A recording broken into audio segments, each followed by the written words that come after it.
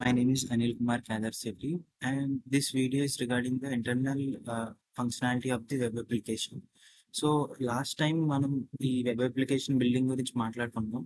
So ఇందులో ఈ వీడియోలో ఏంటంటే కొన్ని ఇంటర్నల్ ఫంక్షనాలిటీస్ గురించి మనం డిస్కస్ చేద్దాం. సో అందులో ఫస్ట్ ఏంటంటే పేజినేషన్. పేజినేషన్ అంటే జనరల్‌గా మనం ఒక డేటాబేస్ నుంచి క్వెరీ తీస్తున్నప్పుడు లార్జ్ అమౌంట్ ఆఫ్ డేటా అనేది మనకి రెస్పాన్స్ కింద వస్తుంది. సో అలాంటి టైంలో ఒకవేళ ఆ డేటాబేస్‌లో ఎక్కువ డేటా ఉంటే దా దా నెట్వర్క్ లోడ్ అనేది పెరిగిపోయే ఛాన్స్ ఉంది. దానివల్ల యూజర్ ఎక్స్‌పీరియన్స్ అంతగా బాగుండదు.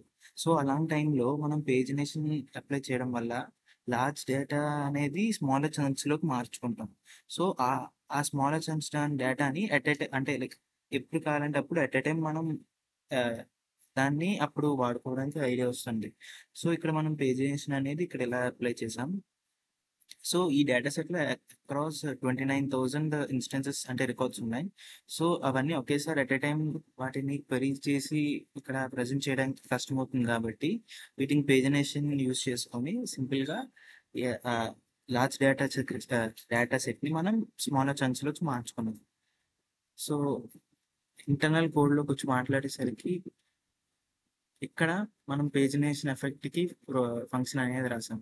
నెక్స్ట్, నెక్స్ట్ ఇంకో టాపిక్ వచ్చేసి ఏంటంటే MongoDB atlas. So, MongoDB atlas అనేది ఒక క్లౌడ్ స్టోరేజ్ లాంటిది. సో, ఈ మొంగోడిబి అనేది డాక్యుమెంటరీ స్టోరేజ్‌లోకి ఎక్కువ హెల్ప్ అవుతుంది. సో, దీనిలో ఉన్న డేటా జేసన్ ఫార్మాట్‌లో సేవ్ అవుతుంది. అంటే కీ వాల్యూ బేస్ లాగా. మొంగోడిబి అట్లాస్ క్లౌడ్ బేస్డ్ అయి ఉండడం వల్ల మనకు ఎక్కడి నుంచైనా యాక్సెస్ చేసుకోవడానికి ఈజీగా ఉంటుంది. సో, ఇందులో మనం క్లస్టర్స్‌ని ఫార్మ్ చేసుకొని మనకు కావాల్సిన కలెక్షన్స్‌ని మెన్షన్ చేసుకోవచ్చు.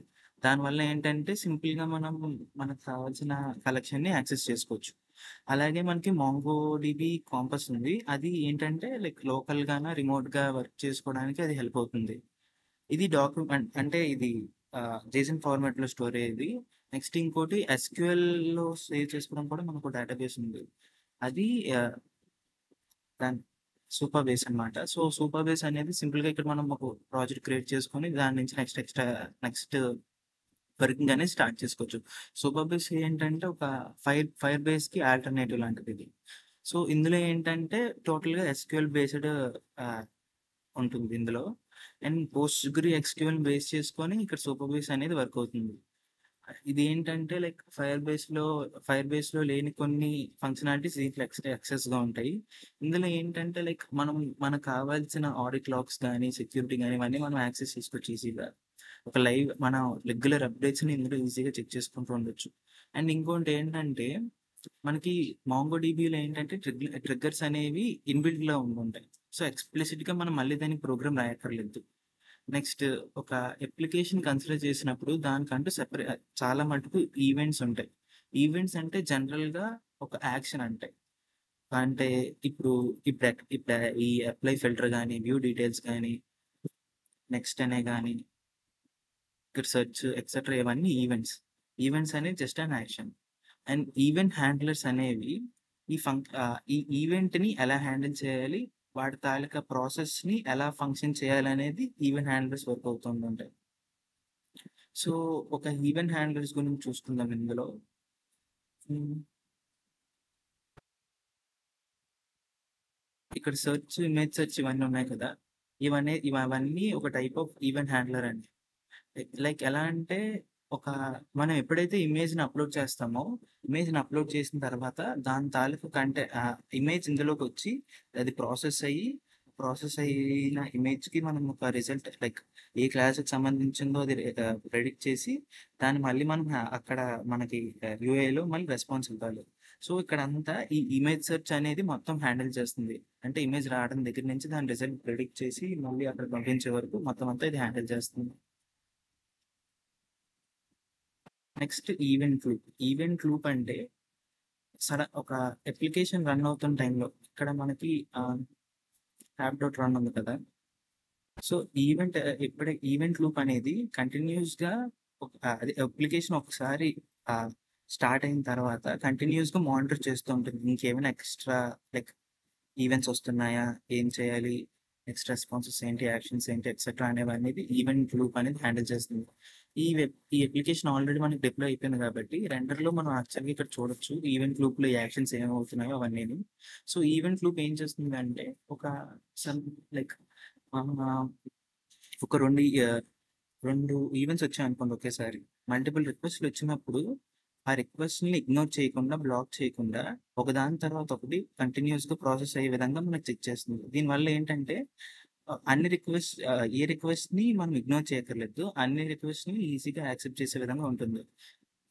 సో, ఇక్కడ కోడ్‌లో ఆల్రెడీ చూపించినట్టు యాప్ డాట్ రన్ ఇది ఒకసారి స్టార్ట్ అయిన తర్వాత నుంచి ఈవెంట్ లూప్ అనేది యాక్టివ్ స్టేట్‌లోకొస్తుంది. అంటే ఏవైనా మనకి రిక్వెస్ట్ వస్తుందా? దానికి రెస్పాన్స్ ఎలా ఇవ్వాలి కంటిన్యూయస్‌గా అనేది అక్కడ ఈవెంట్ లూప్ అనేది హ్యాండిల్ చేస్తూ ఉంటుంది. Next application life cycle. Application life cycle అంటే వన్స్ అప్లికేషన్ టర్న్ ఆన్ అయిన తర్వాత మనం చాలా యాక్టివిటీస్ అనేది పర్ఫార్మ్ చేస్తూ ఉంటాం. లైక్ ఇక్కడ ఏదైనా రెస్టారెంట్ సెర్చ్ చేయడం గానీ, నెక్స్ట్ ఇందులో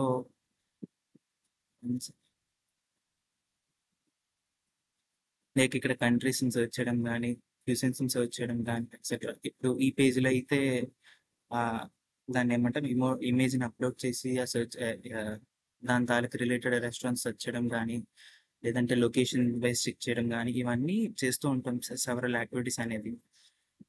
సో, ఇక్కడ ఏంటంటే అప్లికేషన్ లైఫ్ సైకిల్‌లో మొత్తం ఈ స్టార్టింగ్ నుంచి ఎండింగ్ వరకు మొత్తం అనేది హ్యాండిల్ అవుతూ ఉంటాయి. ఎలా అంటే క్వెరీ హ్యాండ్లింగ్ గానీ, ఆహ్, రెస్పాన్స్ మేనేజ్‌మెంట్ గానీ ఎక్సెట్రా లైక్ అది బిగినింగ్ నుంచి షట్ డౌన్ వరకు మొత్తం అప్లికేషన్‌లో ఉన్నవన్నీ ఒక అప్లికేషన్ లైఫ్ సైకిల్‌లోకొస్తుంది. Next hooks. నెక్స్ట్ కాన్సెప్ట్ ఏంటంటే హుక్స్. హుక్స్ ఏంటంటే ఒక యాక్టివిటీ పెర్ఫార్మ్ అవ్వడానికి ముందు గాని, తర్వాత గాని అదొక ఒక చెకింగ్ లాంటిది. ఇప్పుడు మనం ఏదైనా సడెన్‌గాన అప్లికేషన్‌కెళ్ళామనుకోండి. లైక్ లింక్డ్ఇన్‌కి గానీ ఆహ్, లేదన్నా some coding platforms like Codeforces, CodeChef etcetera అలాంటివన్నీ వాటికెళ్ళినప్పుడు మన లాగిన్ అనేది మనం లాగిన్ చేసుకున్న తర్వాతే ఫర్దర్ యాక్టివిటీస్ అన్నీ చేయడానికి యాక్సెస్ వస్తుంది. ఇప్పుడు ఏదైనా కోడ్ నేను సబ్మిట్ చేద్దాం అనుకున్నాం అనుకోండి లైక్ కోడ్ ఫోర్సెస్‌లో. వన్స్ నేను అందులో లాగిన్ అయిన తర్వాతే ఆ కోడ్ అనేది అక్కడ రాయగలను. నేను సబ్మిట్ చేయగలను. సో, ఇలాంటి టైప్స్ అన్నీ హుక్స్‌లోకొస్తుంటాయి. ఇదేంటంటే ఒక రిక్వెస్ట్ నువ్వు లైక్ రిక్వెస్ట్‌ని పాస్ చేస్తున్నావు. ఆ రిక్వెస్ట్‌ని పాస్ చేసే ముందు దాన్నంటూ మనం చెక్ చేసి ప్రాసెస్ చేస్తాం. హుక్స్ అనేవి చేసేవి ఇవి. దీనివల్ల ఏంటంటే లైక్ యూజర్ తాలూకా అదే టెనెంట్ తాలూకా క్రెడెన్షియల్స్ ఎక్సెట్రా అనేవన్నీ చెక్ అయ్యి వెరిఫై అవుతుంటాయి. Next triggers. ట్రిగ్గర్స్ అంటే నేను ఆల్రెడీ చెప్పినట్టు ట్రిగ్గర్స్ అంటే ఒక లైక్ ఆటోమేటిక్‌గా రన్ అవుతూ ఉంటాయి. ఒక స్పెసిఫిక్ యాక్షన్ అయిపోగానే వెంటనే ఇవి లైక్ అలార్మ్‌లా వచ్చి వెంటనే యాక్షన్ అనేది వర్క్ అవుతుంది. ఇప్పుడేంటంటే లైక్ ఇప్పుడు ఆల్రెడీ కలెక్షన్స్‌లో ఇప్పుడొకసారి చూద్దాం. మనకంటే ఏదో క్లస్టర్ ఉంది. నేను క్రియేట్ చేసుకున్న క్లస్టర్. అందులో కొన్ని కలెక్షన్స్ ఉన్నాయి. వన్ సెకండ్ లోడ్ అవుతుంది ఇంకా. సో, ఇన్ దిస్ వే మనకిక్కడ కొన్ని కలెక్షన్స్ ఉన్నాయి. ఈ కలెక్షన్స్‌లో నేను ఒక ఇన్సర్షన్ గాని, డెలీషన్ గాని, అప్డేషన్ గాని ఏవైనా చేద్దాం అనుకున్నప్పుడు, అందులో ఏదైనా అంటే ఆహ్, ఏదైనా వాల్యూ తప్పు ఇవ్వడం గాని, లేదంటే ఆహ్, రాంగ్ రెస్పాన్స్ ఇవ్వడం గాని, ఏదైనా ఎక్సెట్రా అలాంటివి చేశాననుకోండి, అప్పుడు ఇమ్మీడియేట్‌గా మాంగోడీబీ అనేది ఒక ట్రిగ్గర్ మనకిస్తుంది. లైక్ ఇక్కడ సపోజ్ ఇక్కడ ఐడీ ఉందనుకోండి. నేను ఈ ఐడీతో ఆల్రెడీ ఇంకొక ఇన్‌స్టెన్స్‌ని మళ్ళీ క్రియేట్ చేసి పెడదాం అనుకున్నాను. అలాంటి టైంలో లేదంటే రెస్టారెంట్ ఐడీతో. ఈ రెస్టారెంట్ ఐడీతో ఆల్రెడీ ఉన్నాయి. ఆల్రెడీ ఒక రెస్టారెంట్ ఉంది. దీన్ని కాకుండా మళ్ళీ ఇలాంటిది ఒకటి డూప్లికేట్ నేను చేసి పెడితే, అందులో మనకి ఒక ట్రిగ్గర్ వస్తుంది వెంటనే. Like already user restaurant ID used అనిగా మనకొచ్చే ట్రిగ్గర్ బట్టి ఉంటుందది. దీని తర్వాత మనం డిస్కస్ చేసేది కాల్ బ్యాక్స్. కాల్ బ్యాక్స్ అనేవి జనరల్‌గా కొన్ని ఫంక్షన్స్. సో, ఈ ఫంక్షన్స్ ఏంటంటే వేరే ఫంక్షన్స్‌కి పాస్ అవుతూ ఉంటాయి. ఆహ్, ఫర్ ఎగ్జాంపుల్ ఆహ్,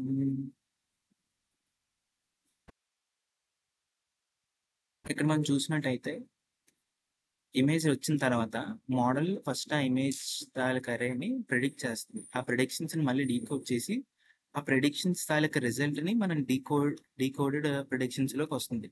సో, ఇక్కడ మోడల్ డాట్ ప్రిడిక్ట్ అనేది ఇక్కడ మనకి ప్రిడిక్ట్ అనేది ఒక ఫంక్షన్. సో, ఈ ప్రిడిక్ట్ తాలూకు ఫంక్షన్ తాలూకు అవుట్‌పుట్‌ని మళ్ళీ మనం డీకోడ్ ప్రిడిక్షన్స్‌లో ఇస్తున్నాం. సో, ఇక్కడ ఏంటంటే ఈ ఫంక్షన్ వేరే ఫంక్షన్‌కి ఒక పారామీటర్ లైక్ ఒక పారామీటర్‌లో పాస్ అవుతుంది. సో, ఇవి కాల్ బ్యాక్స్. ఇవి ఏంటంటే మనకి ఎప్పుడు కావాలంటే అప్పుడు వాడుకోవచ్చు. సో, ఈ కాల్ బ్యాక్స్ ఏంటంటే జనరల్‌గా ఏపీఐ రెస్పాన్సెస్‌ని హ్యాండిల్ చేయడానికి లేదంటే ఏవైనా ఫంక్షనాలిటీస్ డైనమిక్‌గా వర్క్ అవుతున్నప్పుడు ఈ కాల్ బ్యాక్స్ అనేవి ఎక్కువగా యూజ్ చేస్తూ ఉంటాం. అండ్ లాస్ట్ ఏంటంటే subscribe and unsubscribe. In simple terms ఏంటంటే రిజిస్టర్ అండ్ అన్‌రిజిస్టర్.